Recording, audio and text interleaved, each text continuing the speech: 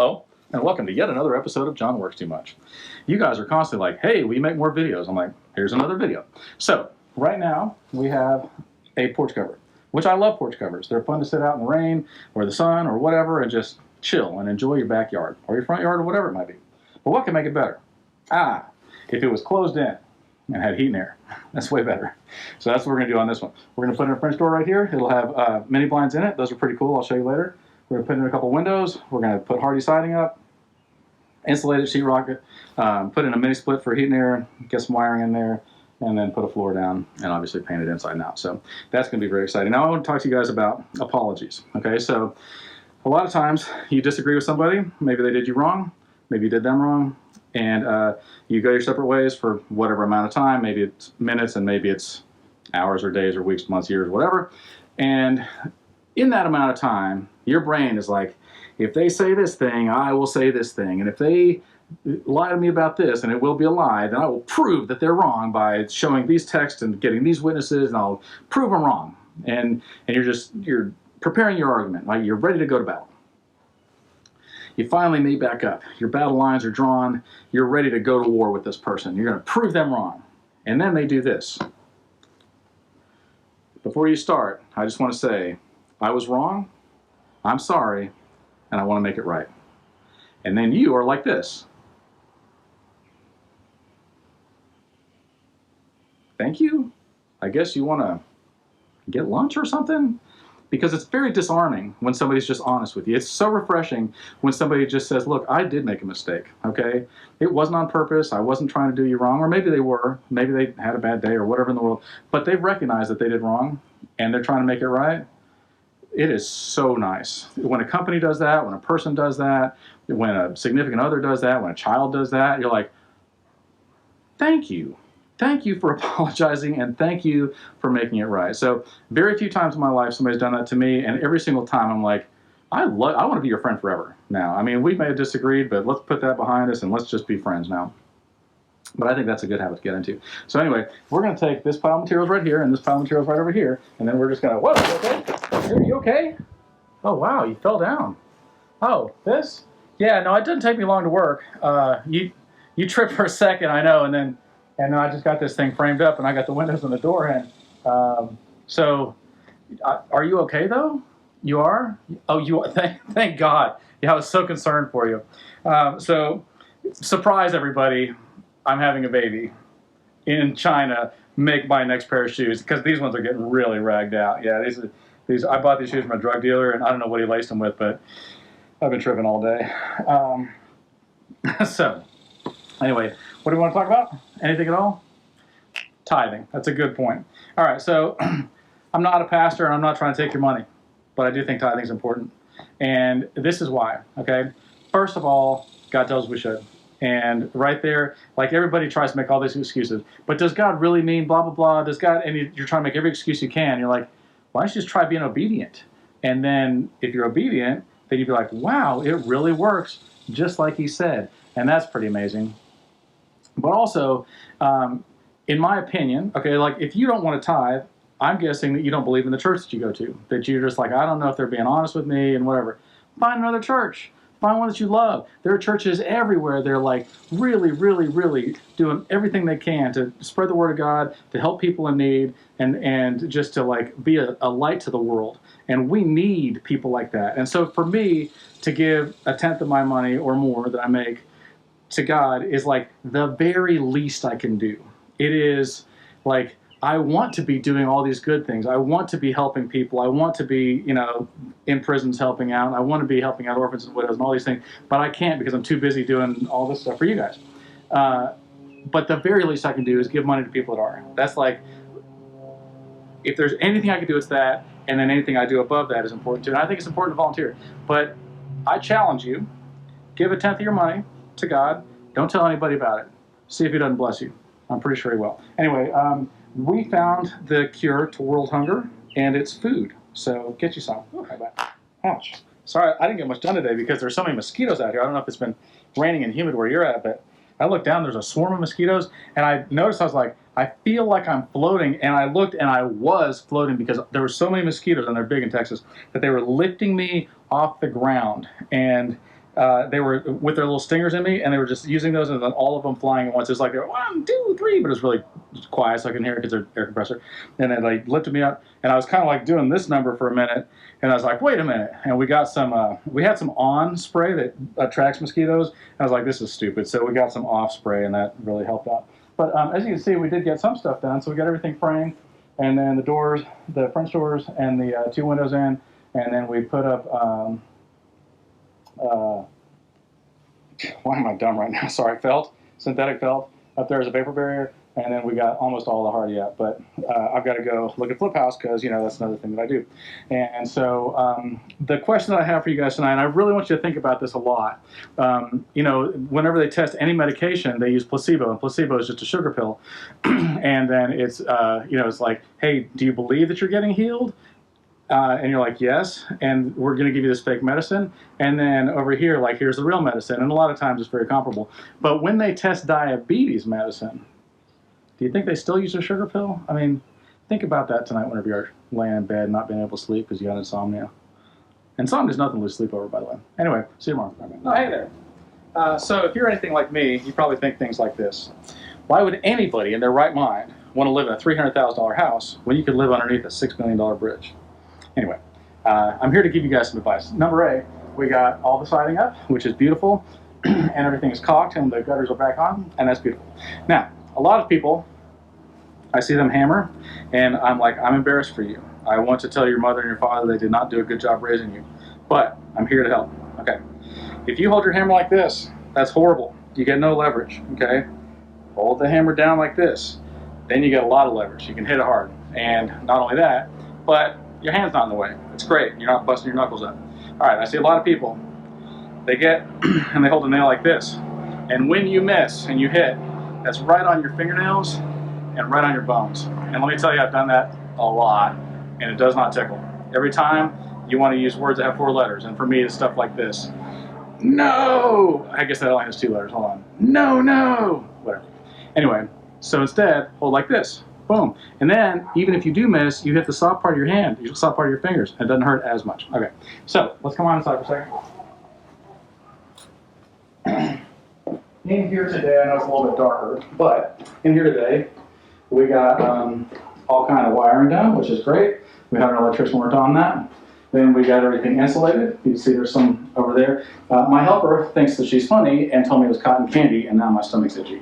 And then we got all the sheetrock up, and we've taken care of everything, and it is ready for a second and third coat tomorrow. So that is wonderful. Now, I want to give you guys a little bit more advice. What do you think you want to talk about?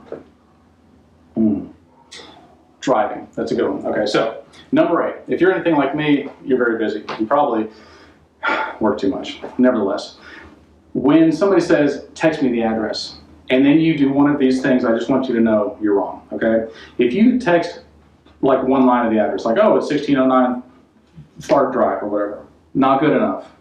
And then you have another text that says in Burleson. I'm like, that's cute, but here's what I want when you text me, okay? In its own text, here's the street number, the street name, the city, the state, and the zip code. So that I can do this, click, and then my maps open up. I don't want it in the middle of something. I don't want one line and another one. I'm lazy. I'm driving already. I'm talking to 10 people. I'm like, hey, I want to click this button, and my maps open up because I'm lazy.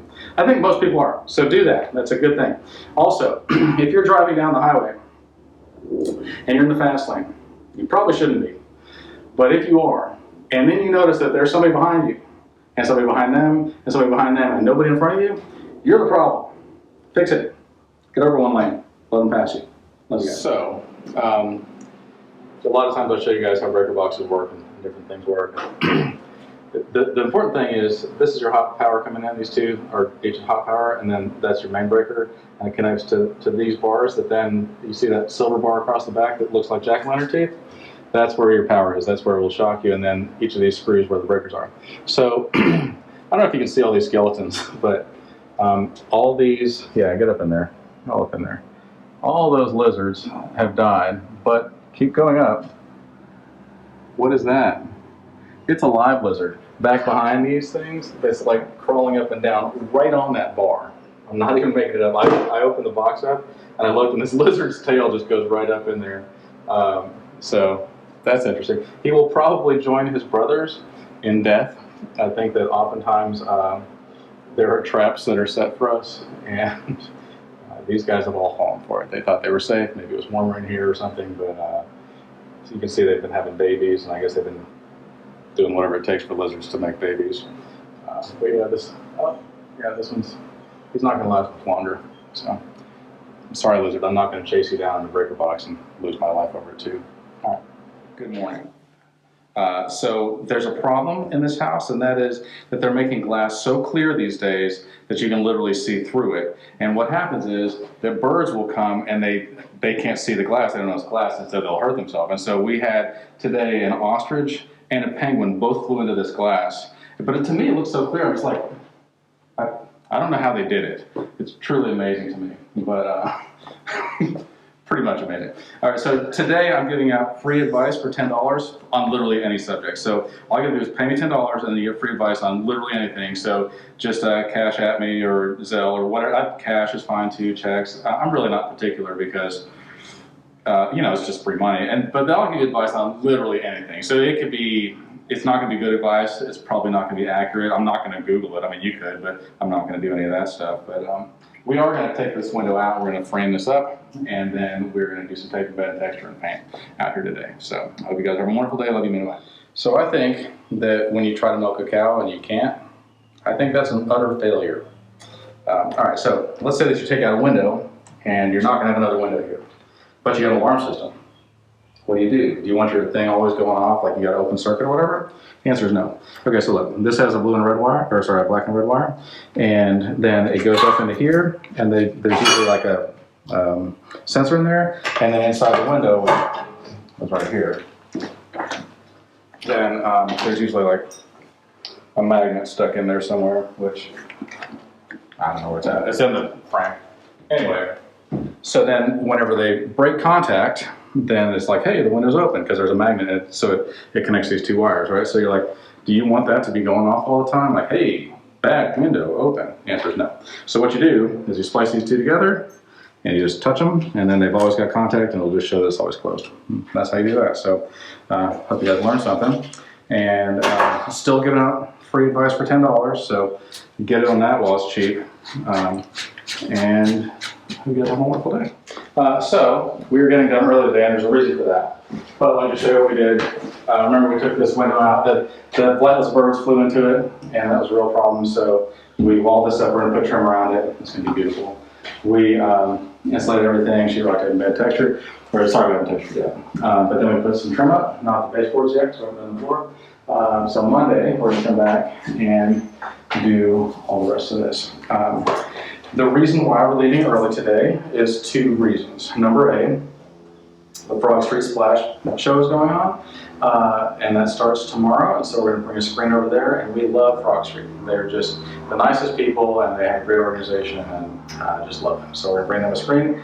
And then the more important reason to me is because my daughter, whom I love very much and whom I'm very, very proud of, is getting married on Saturday, and so I'm going to drive to Missouri and go and be there for the wedding. And not only that, but I get to see both my brothers and my mom and my son and in-laws and all kinds of things. So I'm so very, very happy about that. So I hope you guys have a wonderful weekend.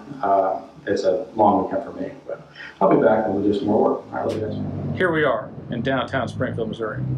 Now, a lot of you know that I'm a doctor, and by that I mean laughter is the best medicine, and I make you laugh, therefore I must be a doctor. But apparently there's another doctor. Come on, read it. Excuse me, doctor, what is your name? Oh, look at the sign. Tickle's name. Dr. Tickle. Yep, that makes sense, because laughter is the best medicine. Well, Dr. Tickle. Guess you gotta run for your money now, buddy.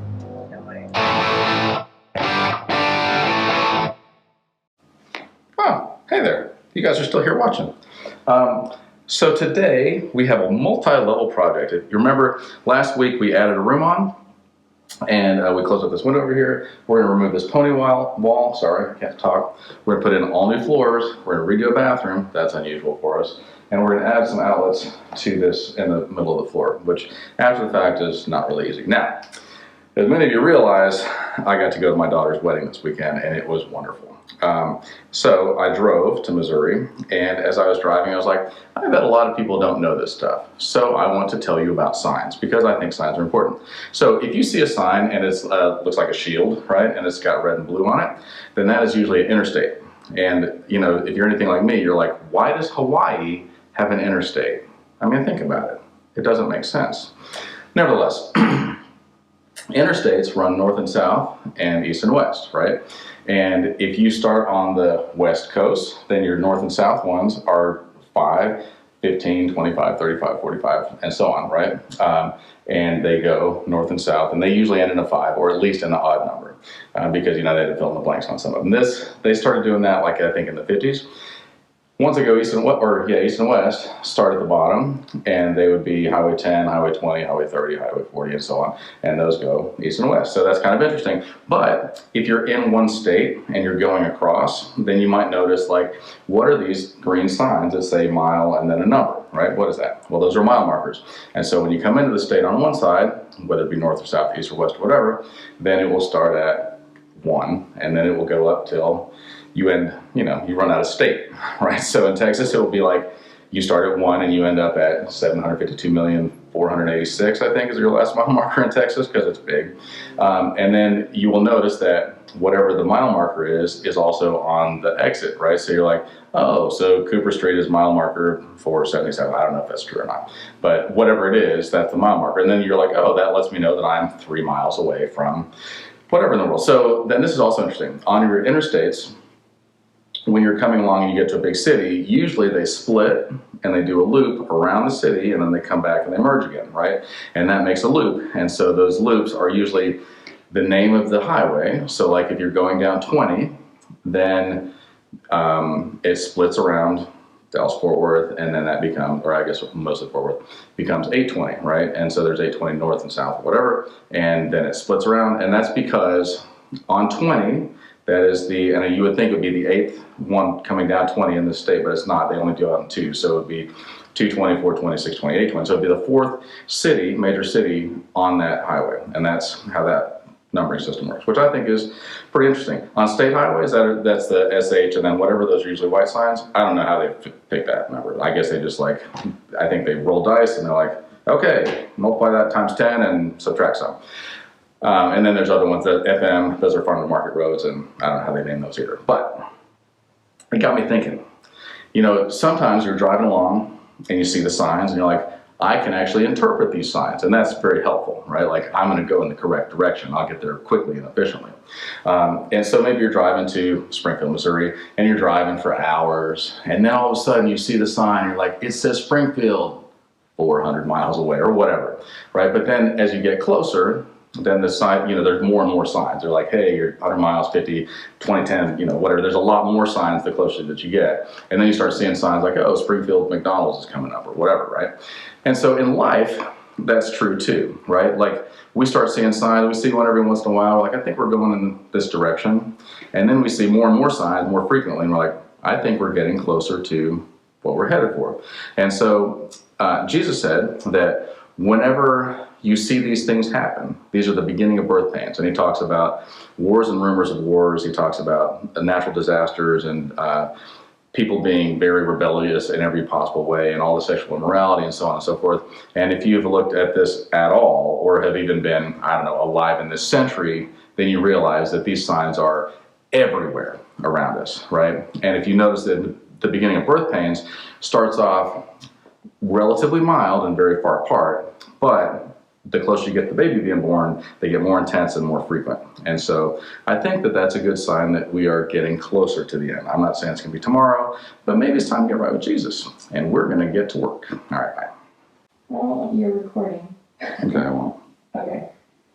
Hiya! No, it didn't go anywhere. Do it again? Yeah. No noise? No, you can noise definitely. Hiya! You're good at that.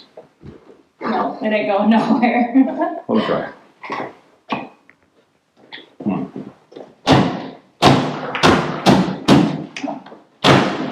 There it is.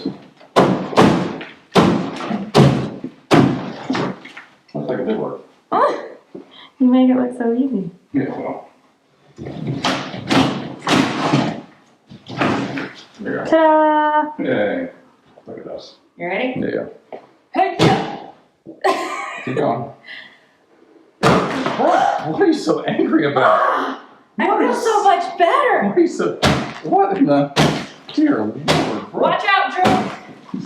You're like a big, giant monster just tearing down the city. Hey! Did you say, well, watch out, Drew? Yes. Okay, I feel better. You guys again, huh? So, it's been about 28 minutes, and we thought, we'll just lay this floor while we're at it. And so we did. Also, we painted two coats on this and 3 coats on the brick.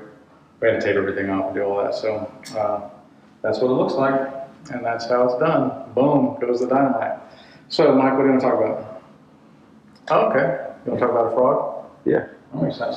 So, if you put a frog inside a pot of boiling water, what do you think happens? You're smart. He'll die. But before that, Frog legs.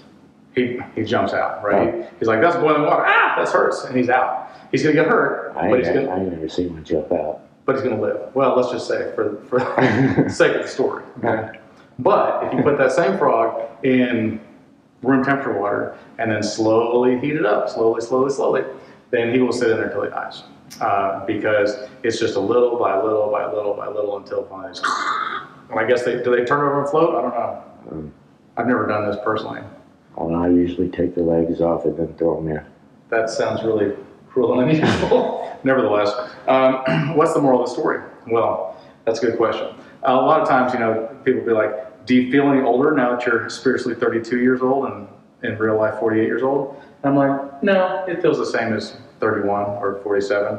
But the truth is it's not. But little by little, you're like, does this feel any different than 16? You're like, yeah, man, it feels a lot different than 16. It's going to feel a lot different than 90 or whatever. It's going to feel a lot different than 10,000 when I get there. But anyway, little by little, you start to compromise on things, and then you look back and you go, how did I ever become this monster? So maybe it's time to review the tapes in your mind and be like, is now a good time to maybe stop the behaviors that maybe are self-destructive or just destructive in general? I think maybe yes. Get out of that kettle before it kills you. All right, have a good day. You again. Well, we did a lot of stuff today, as usual. We laid a lot of tile inside, but we also painted inside, but then we just painted outside, and it took, probably 12 minutes per coat, so a total of 12 plus 12 is 28 minutes total. Also, I'm not good with math. Anyway, so that looks much better now that's painted. We still have to put a light on outside, and I think that'll pretty much do it. Now, I think I've said this before, but everything that I'm good at now, I sucked at when I started. I mean, not a little bit suck. You are the newborn giraffe on roller skates suck. It's not pretty. And so, also people that used to work for me, they end up starting their own companies and they're very successful, and I'm so happy for them, right? But when they started, maybe not so amazing. But I want to tell you one story because I think it's hilarious. This guy started working with me pretty young. I think he was just barely, 16 or something like that. I've known him since I was 14, or since he was 14, sorry, and I was 19 or 20. And so he starts working for me, and so I had 8 guys working for me at the time. We go into Home Depot. I'm like, hey, Jason, you go off and go get whatever, and River, you go off and get this stuff, and I need you to, Josh, go get this stuff and whatever, and Andy, I need you to get some 3/4 plywood. I'll be back. And so I go do the important stuff. I come back, everybody's got their carts. I'm like, good job. Andy, where's your stuff at? I was like, they didn't have it. I'm like, and this is before COVID crisis with everybody not working and there's shortages of everything. I was like, Home Depot doesn't have 3/4 plywood? That's like saying Taco Bell doesn't have any tacos. I'm like, they're literally right behind you. And he goes, no, they're out. I'm like, it's right there. And he goes, that's 3/4. I'm like, yeah, 3/4. And he's all of a sudden like this, because he was thinking 3/25 because a quarter is 25 cents. And I'm like, no, Andy, that's not it. So another wonderful thing about Andy. We were doing an add-on. We were adding on a house, a room, and then a porch cover beyond that, whatever. And so we had to put some windowsills in. I'm like, hey, he goes, ooh, can I put the windowsills in? I'm like, yeah, knock yourself out. I don't care. So I leave, and I'm framing up stuff, and I'm, building the roof and all this. And then after a very long time, he comes back and he goes, hey, man, I got those windowsills done. I'm like, you're still working on that? He goes, yeah, but you want to come see them? I'm like, not really. It's a windowsill. He goes, please? I was like, Fine. So I walk in, I look, I go, yeah, I can tell you spent a lot of time on that. They look really good. They're upside down. And I walk off, and he goes, wait, what? I'm like, yeah, they're upside down. Look, like, it's supposed to curve this way, and yours curves the opposite way. And he's like, no, but I worked so hard. I'm like, they'll probably never notice. If they call me back, I'll fix it. And he's like, yeah, but I'm like, I know, it's going to be fine. Anyway, now, very successful guy. Amazing business, very meticulous, precise. I'm like proud to know him, right? But at the time, it's funny stories. And when I tell those stories to the guys that work for him now, they're all like, Andy did a dumb thing, but Andy's so smart and he's so amazing. I'm like, yeah, I did dumb stuff too, all the time. Anyway, have a good day. Bye.